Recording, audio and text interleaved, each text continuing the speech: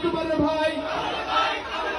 সম্মানিত উপস্থিতি, আপনারা দেখতে পাচ্ছেন এই মুহূর্তে মঞ্চে হাজির হয়েছে আমাদের আওয়ামী লীগের যিনি পর বহুবার নির্বাচিত হয়েছেন সাধারণ সম্পাদক, তিনি আমাদের সকলের শ্রদ্ধাভাজন জনাব উবাইদুল কাদের স্যার, আপনাকে অভিনন্দন জানাচ্ছি।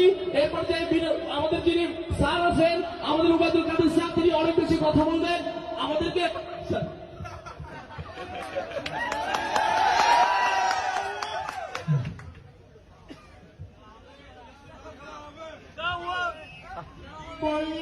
কেমন আছে? পুনেরা কেমন আছে?